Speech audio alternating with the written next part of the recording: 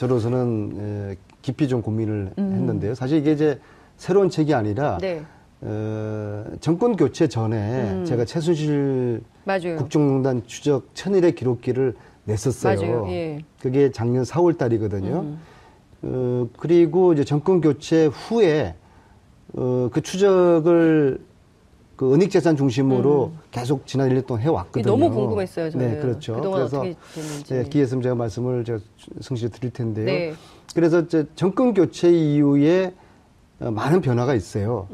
이 은닉재산 추적 과정에 네. 독일도 3번 더 다녀왔고요. 그리고 최순실 조력자로 의심되는 교포들도 마음이 많이 열렸고요. 예. 그리고 실질적으로 이거 네덜란드에 있는 페이퍼 컴퍼니도 실질적으로 확인했고 예. 그 회사 등록증도 확인을 했고요. 지금 또 최근에는 스위스 비밀 계좌에 포스코에 돈이 들어왔고 그 돈이 최순실하고 연관돼 있는 그런 거의 90% 정황을 지금 발견했거든요. 아, 정말요? 그래서 그리고 특히 예. 지난달에 네. 대통령께서 네. 해외 은닉재산 네, 맞아요. 이걸 조사해라. 맞습니다. 그리고 환수해라. 예. 이것은 공정한 사회질서를 깨뜨리는 네. 반국가적이고 반사회적인 거다. 일이라고 그래서 지시를 하셨고 네. 지금 그 합동조사반이 설치가 돼 있거든요. 네. 그래서 이 지난 1년 동안에 굉장히 많은 특히 이제 해외 은닉재산 그 추적 관련한 네. 그래서 이제 이걸 좀 정리를 해야 되겠다. 예. 그래서 작년 정권 교체 전에 제가 책을 썼던 거는 그것도 역시 제목이 끝나지 않은 전쟁 1편이었는데 네. 거기는 이제 4부까지 있었는데 지난 1년 동안에 은닉재산 추적한 어떤 노력, 흔적, 성과물을 담아서 5부에 붙였고요. 물론 이제 1부에서 4부까지도 네. 재판이 진행되면서 예. 새로 드러난 사실들이 많아요. 가령 2대 입시 부정 같은 경우에도 이게 과연 김경수 학장이 시작이 된 걸까? 네. 김경수 학장이 시작된 걸까?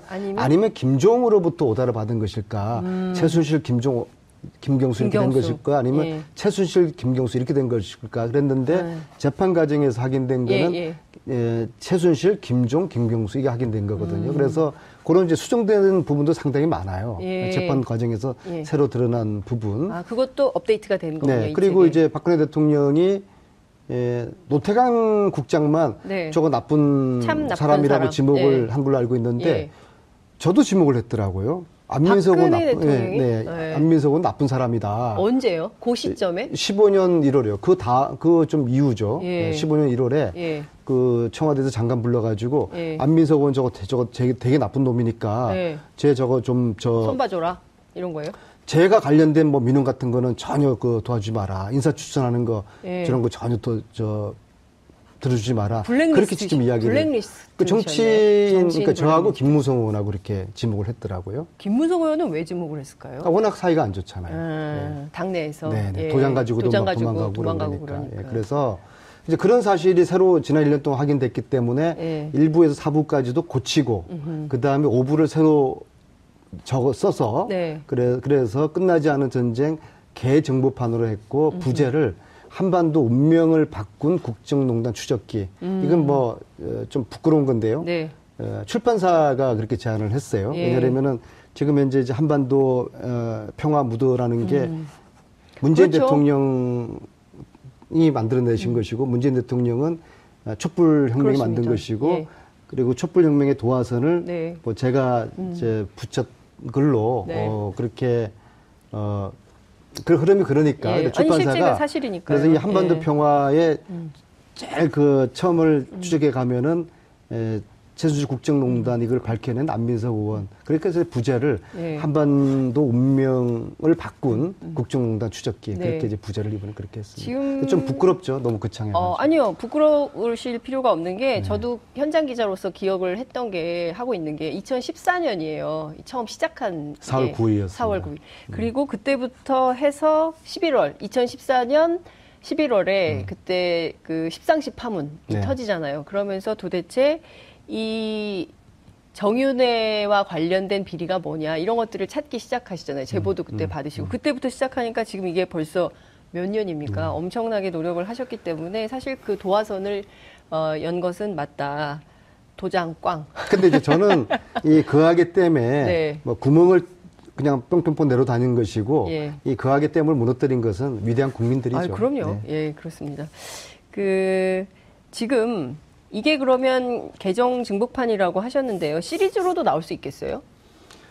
그럴 계속, 수도 있다고 예, 봅니다. 이게 끝이 왜냐하면 이제 해외 은닉재산이 화산은 이제 막 터지기 시작하는 것이거든요. 예. 그리고 여기까지 가지도 못했어요, 그동안. 그죠? 그렇죠. 이게 뭐 저희 당에서도 전혀 여기 대해서 관심을 가지지 않았고 안 된다고 했어요. 해외 은닉 재산 자체를 찾을 수가 없다. 그리고 해외에서 협조하겠냐. 그리고 우리나라 관료들이 외국까지 가서 재산 찾아올 생각 안 한다. 어려운 문제죠. 이런 얘기를 계속 했었어요. 그러나 이제 대통령께서 예. 1년 동안 지켜본 거예요. 근데 대통령께서 왜 이 점에 대해서 관심을 갖기 시작하신 겁니까? 안민석 의원님께서 좀 말씀을 하셨습니까? 그럼요. 네네네. 저 직접은 아니더라도 네. 청와대에 제가 수차례 이야기했죠. 예. 왜냐하면은 예. 이게 적폐 본질이고 최순실 그러니까 박근혜, 이명박, 최순실 이런 국정농단의 예. 목적이자 본질 뿌리가 돈인데 전직 대통령 감옥은 두 사람 지금 보냈지만은 그렇죠. 정작 그들이 노렸던 의도했던 목적했던 돈은 우리가 외국에 숨기던 돈은 하나도 지금 찾지 못했다. 네. 이걸 못 찾으면은 촛불 정신에 부응하지 못하는 네. 것이다. 그리고 이미 뭐 저랑 저희 팀들이 예. 지금 현재 6번을 갔거든요. 독일이에요? 우리는 봤어요. 독일도 가고 스위스도 가고 네덜란드도 가고요. 네. 최순실 조력자들의 이야기를 다 들었어요. 들었어요. 가령 어떤 사람은 네. 쟤들 보면은 만나자고 그러면 독일에서 계속 도망 다녀요. 계속 그랬잖아요. 그래서 결국엔 얘는. 찾아서 예. 설득을 하고 예. 그리고 결국 정권 교체 되니까 최순실 전혀 모른다고 한 사람이 80년대 초반부터 알고 지냈고 예. 도와주었고 예. 그런 사람들을 저희들이 많이 만났거든요. 또 페이퍼 컴퍼니도 저희들이 직접 예. 가서 하긴 하고 예. 이런 것들을 아직까지 검찰은 이런 작업을 안 한 것이죠. 근데 힘들어요. 예. 그래서 나름대로 대통령께서 이제 판단하시고 이제 인적 청산은 다 됐으니까 네. 실질적으로 이 뿌리에 해당되는 예. 이 불법 원익 재산 예. 이것을 처리를 해야 되겠다. 근데 그래서 지금, 조사해라. 예. 이렇게 지시를 하신 것이죠. 지금 그 말씀하신 대로 지난 5월 14일 수석보좌관 회의에서 해외범죄 수익 환수 합동조사단이 설치가 됐는데 여기에 보면 검찰, 국세청, 관세청 등 관계기관 합동회의 같은 형식으로 짜맞춰져 있는데 어디부터 어디까지를 하게 되는 건가요? MB 같은 경우에 보면요. 4대강 43조. 그거는 일단요. 예. 말씀드리기 전에 정권이 바뀌었으면은 국세청과 검찰이 적극적으로. 좀 팔을 걷어붙이고 이걸 해야 되는데 왜 1년 동안 팔짱 끼고 있다가 이제 대통령 지시한 다음에서야 허급 지급할까? 그 부분 상당히 유감스러운 거예요. 네. 그거요. 어쨌거나 만시지탄이지만 늦었지만은 뭐 다행으로 생각하고요. 지금 원익재산 조사 범위는 예. 재벌들, 예. 그 다음에 어떤 우리나라 권력자들. 예. 이게 이제 70년대부터 국부 유출이 시작됐다고 보는 것이거든요. 박정희 시절부터. 그럼요. 예. 예. 그래서 78년도에 미 의회에서 발간한 프레이저 보고서를 예. 보면은 박정희가 통치 기간에 스위스 은행에 쭉 모았던 돈들의 규모가 나오는데 얼마일까? 지금 돈으로 한 사람은 약 400조입니다. 근데 그 돈들이 행방을 지금 아무도 모르고 있어요. 와, 스위스에만 400조. 프레이저 보고서에 보고서에 나온 나온 겁니다. 것만. 네. 그리고 최근에 YTN과 뉴스타파에서 보도된 건데요. 예. 역외 탈세 규모가 우리가 세계 3위인데 네. 참. 그 규모가 예. 888조. 우리나라 1년 예산의 2배에 해당되는. 888조. 네, 네. 자, 30, 그러면 예. 이걸 이제 조사를 해야 되는 거죠. 그렇죠. 정말 역외 탈세 규모가 888조. 그것이 이제 영국 의회가 예. 시민단체에 의뢰해가지고 조사를 한 것으로 알려져 있거든요. 예. 그러면 이제 그 조사의 근거가 뭔지를 그것도 확인을 해야 되는 것이죠. 그리고 프레이저 보고서에 나와 있는 그 어마어마한 박정희 통치자금이 이후에 어디로 갔는지 그런 것들을 쭉 이제 추적해야 봐야 되는 것이고 이제 문제는 재밌는 것은 이제 거기에 항상 핵심으로 대두되는 나라가 스위스거든요. 스위스 가면은 USB 은행이 있고 USB 은행이 박정희 통치자금이 관리됐다고 하는 곳이고요. 프레이저 보고서에 하면은 그리고 바로 그 옆에 보면은 스위스 은행이 또 하나 또 있어요. 또 있는데 여기는 교포들의 이야기에 의하면은 MB 재산이 여기 있을 것이다 그러는 건데 재미있는 것은 스위스가 특별법을 15년도에 만들었어요. 2015년도에. 네. 그동안 스위스가 해외 돈들을 많이 감춰줬었는데 그동안. 이제 이런 스위스의 오명을 좀 벗자. 그래서 해외 부정한 재산이 스위스에 애치돼 있을 같은 경우에 그것이 부정한 재산이라고 추정될 경우에 그 해외 나라가 요청 오면은 우리나라가 요청 오면은 조사를 할 수 있고 그것이 부정한 돈으로 확인되면은 돌려줄 수 있도록 하는 특별법을 만들었고 특히 두 번째 이 법에는 공소시효를 없앴어요. 와. 이거 처음 들으시죠? 엄청난 건데. 그래서 스위스가 이 법이 없으면은 우리가 정말 죽었다 깨도 못 하는데 스위스가 이 특별법이 있기 때문에 우리나라만 특별법을 만들어서 서로 특별법 간에 이 조사를 진행을 하면은 이 해외 은닉재산의 뿌리가 저는 뭐 대부분 밝혀질 거라고 봅니다. 왜냐하면 그 당 70년대, 80년대는 거의 다가 스위스 은행을 이용을 한 거거든요. 지금이야 뭐 굉장히 많은 나라로 이게 이제 퍼져 있는데 그래서 지금 중요한 것이 우리도 하루 바삐 지금 막 돈들이 막 옮겨지고 있을 거예요. 그래서 하루 바삐 이 부정재산 환수 특별법을 제정을 해야 되는 것이죠.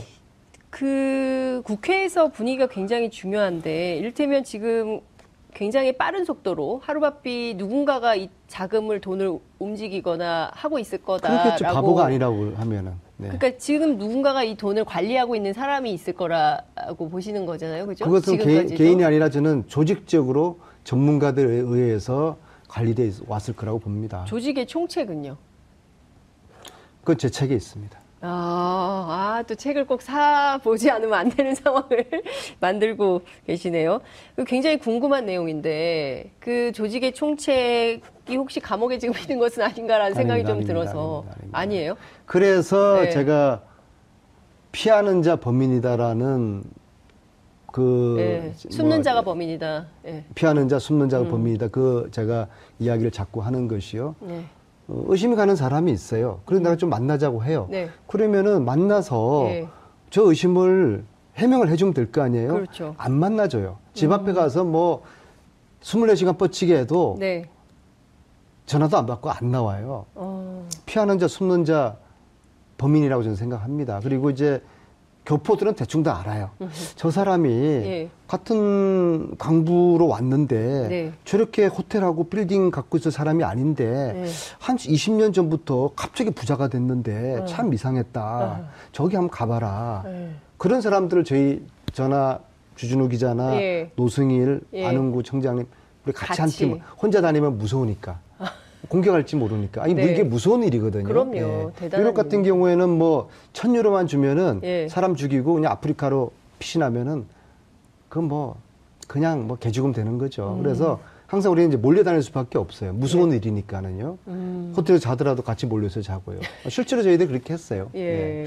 그래서 이제 다행히 대통령이 감사한 것은 1년을 제가 이렇게 했잖아요. 그래서 너무 지치고 피곤하고 두려워가지고, 뭐 당에서도 뭐 크게 여기 뭐 관심도 안 가지고, 뭐 그럴 수밖에 없죠. 이게 엄두가 안 나는 일이니까. 한 개인 정치인 혼자서 이걸 감당하기 너무 이거는 버거워서, 이걸 이제 내려놔야 되겠다고 그런 고민하는 순간 대통령께서 해외 은닉재산 찾아서 환수하자 딱 지시를 하신 거예요. 그래서 너무나 감사하죠. 감사하죠. 그런데 의원님 지금 보면 그 해외 재산 몰수를 위한 특별법 네. 이게 여야 국회의원 최순실, 최순실 재산 몰수특별법. 그러면 최순실 재산에 한정해서만 그러니까 하는 특별법이라는 건 그렇게 돼 있어요. 그렇죠. 그래서 제가 이제 새로 법을 지금 준비하고 있는 게 최순실만 그랬겠어요? 그러니까요. MB도 지금 외국에 많이 돈 쓸 것이고 그다음에 재벌들. 너무 많잖아요. 사실 재벌들. 뭐 우리나라 과거 재벌들이 스위스 비밀 계좌에 구자 없는 사람이 있겠어요? 이건희씨만 하더라도 뭐 얼마나 많은 해외 구자가 지금 이야기되고 있습니까? 그래서 대한민국의 웬만한 재벌들은 스위스 그 은행에 비밀 구자를 한 개도 아니고 여러 개씩 아니면 수십 개, 수백 개 있을 거라고 보거든요. 이미 뉴스타파에서 보도를 했었죠. 그렇죠. 그래서 이것은 최순실 재산몰수특별법으로 시작했고 이건 이제 발의돼 있지만은 최순실뿐만 아니라 우리나라 권력자들 전두환 전 대통령이 재산이 29만 원밖에 없겠습니까? 그러니까요. 미국의 교포들이 제보하는 것만 하더라도 어마어마한데요. 우리나라 과거 권력자들 재벌들이 외국으로 빼돌린 이 돈들을 다 찾아서 몰수할 수 있도록 하는 그 해외 은닉재산 몰수특별법 이게 전체적으로 좀 포함하다고 보고 이제 국회가 열리면은 여야가 이 법 제정에 힘을 모아야 된다고 생각합니다. 입증 책임 그것이 같은 경우. 제가 지도부에 입성을 해야 되겠다라고 생각하는 고민하는 정말 무겁게 지금 고민하는 이유입니다. 입증 책임이 누구에게 있을까? 그게 논란인데요. 그러니까 이 특별법은 내 돈이다. 그러니까 지금의 기존의 이제 형사법에 의하면은 입증 책임을 검사가 돼 있어요. 야 이거 부정한 돈이지, 너 이거 훔친 돈이지. 검사가 이러이러한 육하원칙 해가지고 그걸 입증을 해야 되는데 가령 최순실의 부정한 재산을 찾았다. 이거 너 아버지가 물려준 거지. 이거 너 아버지가 뭐 박근혜 대통령한테 그 위임받은 재산이지. 최순실 씨가 인정을 하겠습니까? 그래서 이 특별법에는 최순실 씨가 이 재산이 자기 거라는 걸 입증하도록 이렇게 돼 있어요. 검사가 아니라. 최순실 씨가요? 네. 그래서 최순실 씨가 내 돈이라는 것을 입증해야 입증하지 된다는 못하면은 거죠? 그것은 이제 부정재산으로 간주하는 굉장히 훌륭한 법 아닙니까? 그러네요. 그러니까요. 무슨 제조물 책임법 보면 소비자들한테 전부 입증 책임이 있는데 그게 이 물건을 만든 회사에게 책임을 거죠. 돌리는 것처럼 그런 이 부정재산 환수도 마찬가지 룰이 적용이 되는 건데 어쨌든 그렇지 않으면은 아무리 막 찾아봤자 최순실이가 이게 부정한 거라는 거 입증해봐. 그렇게 버텨버리면은 조사는 많이 하더라도 환수를 못하는 것이죠. 그러니까 그러면 그건 의미가 없는 거죠. 끝까지 해서 돈을 부정한 재산을 환수를 해야 되는 책임이 있는 건데 이게 제가 보기에는 친일 재산 환수만큼 의미가 있는 것 같다는 생각이 좀 듭니다. 그죠? 그렇죠. 친일 이후에 우리가 군사 독재였는데 군사 독재에 있었던 그 부정 비리에 대해서 하나도 적발하지 못했었는데 이번에 그게 된다면 그때 그리고 많이 못했어요. 이것은 과거 불의한 시대를 마감하는 최종 하이라이트입니다. 그리고 우리가 촛불을 들면서 외쳤던 나라다운 나라, 정의로운 대한민국을 만드는 마지막 종착역이 되는 것입니다. 그래서 이 문제를 해결하지 않으면은 나라다운 나라 우리가 자신 있게 못 외치고 정의로운 대한민국 우리가 이야기하기가 한계가 있을 겁니다. 시간이 다 돼서 보내드려야 되는데 이거 한 가지만 꼭 여쭤볼게요. 아무래도 의원님 고정을 하셔야 될 것 같아요. 일주일에 한 번씩. 너무 이게 할 얘기가 많아서 근데 이거 꼭 여쭤봐야 될 것 같은데 이인규 전 중수부장 있지 않습니까? 관련해서 돌아와서 자수해서 광명 찾아라 이런 말씀 하셨는데 이분 계속 미국에 있잖아요. 안 오고 있잖아요. 그죠? 근데 이제 미시 USA인가요? 미국에 있는 교포들이 이분을 찾은 것 같아요. 지금도 계속 제보 오고 있죠. 이인규 씨를 찾은 것은 미국 미시 분들하고 그렇게 지난 2월 달로 기억되는데요. 우리가 두 사람을 찾자. 미국에 지금 숨어 있는 두 사람을 찾자. 하나는 김규현입니다. 규현. 아세요? 김규현 누구예요? 이게 문제예요. 누군지 모르겠어요. 청와대 안보실 차장. 세월호 7시간 기록 조작했다. 미국 지금 도망가 있거든요. 여기는 인터폴 수배령이 내려져 있어요. 그 사람 우리가 찾자. 미시들의 힘으로. 그리고 또 다른 사람이 이인규였어요. 그래서 김규현 씨는 4월 달에 찾았어요. 어디 있어요, 이분은? 미국 모 대학에. 대학에? 모 대학에. 직함을 가지고 있어요? 네, 있어요.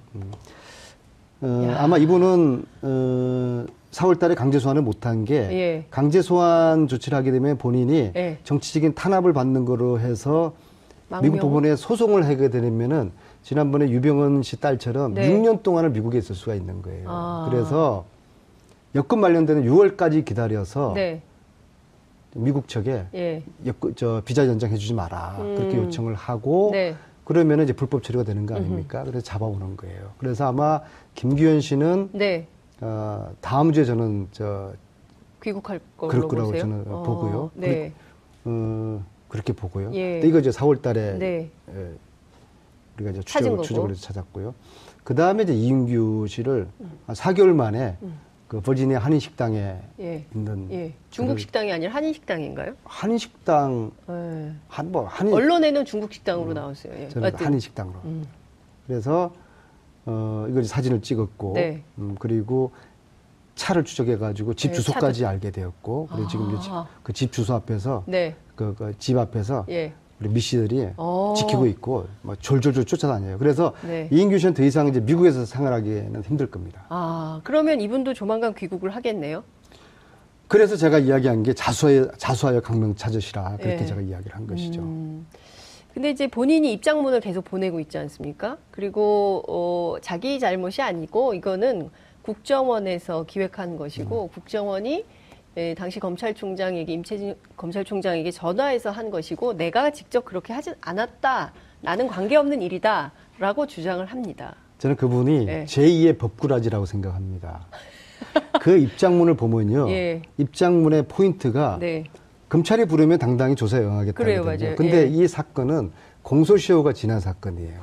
국정원법 제19조에 네. 국정원장의 직권남용에 예. 해당되는 거거든요. 예. 그리고 거기에 따른 이제 공범이거든요.